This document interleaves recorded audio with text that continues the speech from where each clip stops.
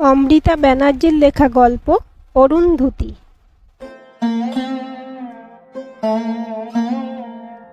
প্রাতকাল। পূজাঘর থেকে নির্গত ফুল, ধূপ, ধুনো মিশ্রিত সুবাসে আবিষ্ট সমগ্র গৃহ। পূজায় বসেছেন মা। নির্নিমেষ দৃষ্টিতে তাঁর দিকে চেয়ে আছে সহায়িকা সুমেধা। মা ধ্যানাবিষ্ট। প্রশান্তি ছড়িয়ে আছে তার মুখমণ্ডলে। সম্মুখে বিপদ, তবুও স্থিরচিত্ত। সুমেধা ভাবে, এই কি মহীয়সীর রূপ? কিছুক্ষণ পরে চোখ খোলেন মা। স্মিত হেসে সুমিষ্ট স্বরে প্রশ্ন করেন, তোমাকে এত চিন্তিত দেখাচ্ছে কেন সুমেধা? আপনি কেমন করে স্থির আছেন? আজ কি ঘটতে চলেছে? ভবিষ্যৎ কেবল তিনিই জানেন। অযথা চিন্তা করে লাভ নেই। সব মঙ্গল হবে। চলো বাগানে। বাগানের সবুজ ঘাসের উপর পা রাখেন মা ও সুমেধা। আকাশে কালো মেঘ। ঝিরিঝিরি বৃষ্টি পড়ছে। অতীত, বর্তমান, ভবিষ্যতের বাহক দমকা বাতাস এসে স্পর্শ করে উভয়কে। খাটটা জানালা লাগোয়া। দমকা বাতাস এসে ঝাপটা দিচ্ছে সাক্ষীর মুখে। দীর্ঘ গরমের পরে এই ঠান্ডা বাতাস তাকে স্বস্তি দিচ্ছে। তবে নিশ্চিন্ত হতে পারছে না সাক্ষী। আপাতত একটা সস্তার হোটেল তার আশ্রয়। একবার চারিদিকে তাকায় সাক্ষী। একটা খাট, একটা ছোট টেবিল ও চেয়ার এবং দেয়ালে টাঙানো আয়না ব্যতীত ঘরটাতে আর কিছুই নেই। বিরক্ত লাগে সাক্ষীর। এমন জীবন তো সে চায়নি। বাবা মাকে ফিরিয়ে দিয়েছে সে। ওরা আর মেয়েকে কাছে ডাকবেন না। সাক্ষীরও ফেরার কোনো ইচ্ছে নেই। ইচ্ছে থাকলে সে কি আর এই পথে পা রাখত? কড়া নাড়া শব্দ শুনে দরজা খুলে সাক্ষী। রাজা ফিরে এসেছে। কচুরির ঠোঙা সাক্ষীর হাতে দিয়ে রাজা বলে, কড়া থেকে তুলে দিল, তাড়াতাড়ি খেয়ে নেওয়া যাক। খাটের মুখোমুখি খেতে বসেছে উভয়ে। সাক্ষী বলে, কতদিন এইভাবে কাটবে আমাদের? কচুরিতে এক কামড় দিয়ে রাজা বলে, সেই কথাটাই তো বলতে যাচ্ছিলাম। এত গম্ভীর হয়ে থাকলে কি কথা বলা যায়? সাক্ষী হেসে বলে, এইবার বলো। সাক্ষীর হাতে চুমু দিয়ে রাজা বলে, আমাদের আসল সমস্যা টাকা। খুব তাড়াতাড়ি হাতে অনেক টাকা আসা দরকার। আমার কাছে তো ডিগ্রি নেই যে চাকরি পাবো। তাছাড়া চাকরি করে কত টাকাই বা পাওয়া যায়? তার চেয়ে সহজে অনেক টাকা পাওয়ার একটা মতলব মাথায় এসেছে। কৌতূহলী ভরা দৃষ্টি নিয়ে রাজার দিকে তাকিয়ে থাকে সাক্ষী। রাজা বলে চলে, আমার এক দুঃসম্পর্কের মাসতুতো দাদা হাওড়ার বালিতে থাকে। বড় বংশের ছেলে, নিজে প্রফেসর, অনেক সম্পত্তি, বিয়ে করেনি। মাসি আর দাদা থাকে শুধু। কয়েকদিন আগে দাদা আমাদের বাড়িতে এসে বলেছিল, মাসি বাতের ব্যথায় খুব কষ্ট পাচ্ছে। সব সময়ের জন্য একজন কাজের মেয়ে পেলে যেন জানাই।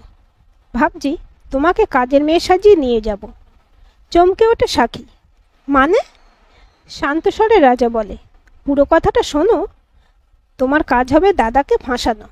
একবার ফাঁসাতে পারলে অপমানের ভয়ে দাদা টাকা দিতে বাধ্য হবে। একটু ভেবে সাক্ষী বলে, কিন্তু অন্য কোনো পুরুষের সঙ্গে? সাক্ষীকে কথা সম্পন্ন করতে না দিয়ে রাজা তাকে বুকের কাছে টেনে নেয়। আরে বাবা, নিজেকে যতটা সম্ভব বাঁচিয়ে সবটা করার চেষ্টা করবে। একান্তই যদি চূড়ান্ত পদক্ষেপ নিতে হয় তাহলে তো কোনো সমস্যা নেই। আমাদের অনেক টাকা প্রয়োজন। টাকা পেলেই আমি নিজের ব্যবসা শুরু করব।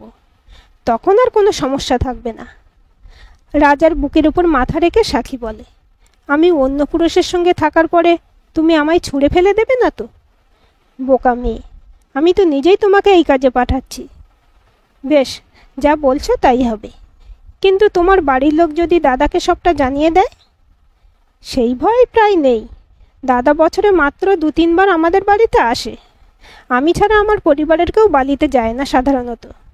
তাছাড়া আমাদের ঘটনাটা আমার পরিবার লুকোনোর চেষ্টা করছে। তাই যেচে কাউকে কিছু বলবে না তারা। কথা শেষ করে সাক্ষীর নরম শরীরে ডুব দেয় রাজা। রূপনারায়ণ নদ পেরোনোর সময় কোলাঘাট ব্রিজের উপর বাসটা ঝাঁকুনি খেল। চমকে বাইরে তাকালো সাক্ষী। তার পাশে একজন মহিলা বসে আছেন। রাজা পিছনে বসেছে। তাদের সম্পর্ক নিয়ে কারোর মনে যেন সন্দেহ না জন্মায়। সাক্ষীর মাথায় নানা ধরনের প্রশ্ন ঘুরছে। যে পথের উদ্দেশ্যে সে চলেছে তা সম্পূর্ণ নতুন। সে কি এমন দুঃসাহসিক কাজ করতে পারবে? নিজেকে আশ্বস্ত করছে সাক্ষী, পারতে আমাকে হবেই। নিজেকে ভালো রাখার জন্য আমি সব করতে পারি। খড়গপুরের এক ছাপোষা সংসারের সন্তান সাক্ষী। 3 বোনের মধ্যে সে বড়। বাবার মুদির দোকান থেকে আহামরি রোজগার হয় না। সংসারে সচ্ছলতা প্রায় নেই বললেই চলে। লেখাপড়ার প্রতি সাকির কোনোদিনই বিশেষ আগ্রহ ছিল না। মোটামুটি নম্বর পেয়ে প্রতি বছর পাশ করে যেত। তাকে আকর্ষণ করে রূপকথার জীবন। মাঝে মধ্যে দোতলায় জেঠুদের টিভিতে সিনেমা দেখতে গিয়ে বিভোর হয়ে যেত সাকি। মনে হতো একদিন তার জীবনেও এমন কেউ আসবে যে তাকে নিয়ে যাবে অনেক দূরে, স্বপ্নের জগতে। বন্ধুরা স্কুলে টিউশনে লুকিয়ে নিয়ে আসতো সিনেমা পত্রিকা। রূপালী পর্দার মেয়েদের সাজ পোশাক দেখে সম্মোহিত হতো সাকি। রাজাকে ছোটবেলা থেকেই চেনে সাকি। উভয়ের বাড়ি একই পাড়ায়। সময়ের সঙ্গে সেই পরিচয় ভিন্ন রূপ নিতে শুরু করেছিল। স্কুলে যাতায়াতের পথে চায়ের দোকানে বসে থাকা রাজা সাকিকে দেখে নানা ধরনের ইশারা করত। সাকির বুকের ভিতরে ঢেউ উঠত। তারপর শুরু হলো লুকিয়ে দেখা করা। বাড়ির লোক সবটা জানতে পেরে বাধা দিয়েছিল, কিন্তু অবস্থাপন্ন পরিবারের সন্তান রাজার আকর্ষণ অবহেলা করা সাকির পক্ষে সম্ভব হয়নি। কলেজের ফার্স্ট ইয়ারের পরে মন্দিরে গিয়ে সাকিকে সিঁদুর পরিয়ে দিয়েছিল রাজা, কিন্তু উভয় পরিবারই এই সম্পর্ক মানতে পারেনি। বাস স্টপ থেকে কিছুটা দূরে বাড়িটা। রাজার থেকে কিছুটা দূরত্বে হেঁটে পৌঁছেছে সাকি। বেশ বড় বাগানের ভিতরে পুরনো দিনের দোতলা। কলিং বেল বাজানোর কিছুক্ষণ পরে দরজা খোলেন এক পুরুষ। তার উচ্চতা মাঝারি, বর্ণ শ্যামলা, দৃষ্টি গভীর। পুরুষটির অবয়ব জুড়ে অদ্ভুত কান্তি। তাকে দেখে কিছুক্ষণের জন্য বিস্ময়াভূত হয় সাকি। সমান্তরালভাবে তার মনে জন্ম নেয় ভয়। কান্তিময় পুরুষ চেয়ে আছে তার দিকে। মনে হয় তার গভীর দৃষ্টি অনুবীক্ষণ যন্ত্ররূপে সাকির সব অভিসন্ধি জেনে ফেলছে। শাড়ির আঁচল দিয়ে নিজেকে ঢাকার চেষ্টা করে সাকি। রাজা বলে, দাদা, কাজের মেয়ে নিয়ে এসেছি। রাজা সাকির দিকে তাকিয়ে বলে, এই হলো আমার দাদা অরুণ গাঙ্গুলি। অরুণ গাঙ্গুলি সাকির দিকে তাকিয়ে বলেন, কি নাম তোমার? উত্তর দেয় রাজা, সাক্ষী। অরুণ গাঙ্গুলি জিজ্ঞাসা করেন, আগে কাজ করার অভিজ্ঞতা আছে? সাক্ষী মাথা নিচু করে দাঁড়িয়ে থাকে। আবার উত্তর দেয় রাজা, আগে সেইভাবে অন্য বাড়িতে কাজ করেনি, তবে পারে সব। গরিব ঘরের মেয়ে, তুমি কাজ দিলে ওর খুব উপকার হয়। অরুণ গাঙ্গুলির ঠোঁটে ফোটে বিদ্রুপাত্মক হাসি। তুই একাই কথা বলছিস, সাক্ষীকে উত্তর দেবার সুযোগ দে। চমকে ওঠে সাক্ষী। 2 মাস হলো অরুণ গাঙ্গুলির বাড়িতে আছে সাক্ষী। তার দায়িত্ব রান্না এবং অরুণের মায়ের হাতে হাতে সাহায্য করা। অরুণ সকালে কলেজে যান। সন্ধ্যা থেকে মধ্যরাত পর্যন্ত বইয়ের জগতে মগ্ন থাকেন তিনি। এলাকার মানুষের বিপদে ছুটে যান অরুণ। তাই এখনও নিজের উদ্দেশ্য সফল করার কোনো সুযোগ পায়নি সাক্ষী। মাঝে একদিন দুপুরে রাজা এসে সাক্ষীকে শাসিয়ে গেছে। যত দ্রুত সম্ভব কাজ শেষ করতে হবে। অবশেষে সুযোগ পেয়েছে সাক্ষী। মাসিমা কিছুদিনের জন্য আত্মীয়ের বাড়িতে গেছেন। তিনি যাওয়ার আগে সাক্ষী একবার ইতস্তত করে বলেছিল, আপনি থাকবেন না আর আমাকে রেখে যাচ্ছেন। মাসিমা হেসে বলেছিলেন, আমার ছেলেকে টলাতে পারিস কিনা দেখ। মাঝে মধ্যেই এই অঞ্চলে সন্ধ্যার সময় লোডশেডিং হয়। জানালার ধারে বসে হ্যারিকেনের আলোয় পড়ছেন অরুণ। চা দেওয়ার অজুহাতে ঘরে ঢোকে সাক্ষী। কাপ রাখার সময় অরুণের হাত স্পর্শ করে সে। বইয়ের দিকে তাকিয়ে হাত সরিয়ে নেন অরুণ। খাটের উপর অরুণের মুখোমুখি বসে সাক্ষী। অরুণের উড়ু স্পর্শ করে তার হাত।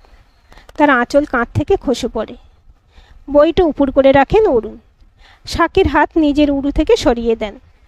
তার আঁচল কাঁধে তুলে দিয়ে অরুণ বলেন, তুমি কি উদ্দেশ্য নিয়ে এখানে এসেছো তা আমি জানি। রাজার কাজকর্ম আমার অজানা নয়। তোমাকে সমাজের মূল স্রোতে ফেরানোর জন্য এই বাড়িতে রেখেছি। নিজের উত্থানের জন্য চেষ্টা করো সাক্ষী। নিজের প্রতি ঘৃণায় ডুকরে কেঁদে ওঠে সাক্ষী। সাক্ষীর হাত স্পর্শ করেন অরুণ। তার হাতে ধরিয়ে দেন একটি বই। নিজেকে আলোকিত করো সাক্ষী। অতিবাহিত হয়েছে 4 মাস। সাক্ষীর মধ্যে অনেক বদল এসেছে। শিক্ষায় যে এত আলো সে আগে জানত না। আজকাল অরুণের সঙ্গে মানুষের সেবাতেও নামে সাক্ষী। হঠাৎ একদিন মাঝরাতে মদ্যপ অবস্থায় অরুণের বাড়িতে আসে রাজা। সাক্ষীকে অত্যাচার করার চেষ্টা করে। প্রতিরোধ করেন অরুণ। দৃঢ় কণ্ঠে বলেন, তোর সব কর্মকাণ্ড আমি জানি রাজা, প্রমাণ আছে আমার কাছে। মাসির কথা ভেবে এতদিন কিছু করিনি। আমাকে আইনের দ্বারস্থ হতে বাধ্য করিস না। ভবিষ্যৎ আর এই বাড়িতে আসবি না। রাজা চলে যাওয়ার পরে সারা রাত বাগানের সিঁড়িতে বসে কাঁদে সাক্ষী। ঘৃণা, অপমান, লজ্জা তাকে আঁকড়ে ধরে। উষাকাল। কাঁধে স্পর্শ পেয়ে মাথা তোলে সাক্ষী। কাঁপা স্বরে বলে, আপনি? অরুণ তাকে বাগানের মাঝে নিয়ে যান। প্রথম সূর্যকিরণ স্পর্শ করে উভয়কে। স্মিত হেসে অরুণ বলেন, তোমার সব পাপ মোচন হয়েছে।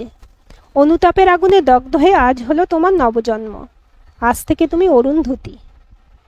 দুপুর 12টা। মেঘ সরে গিয়ে ঝলমলে রোদ উঠেছে।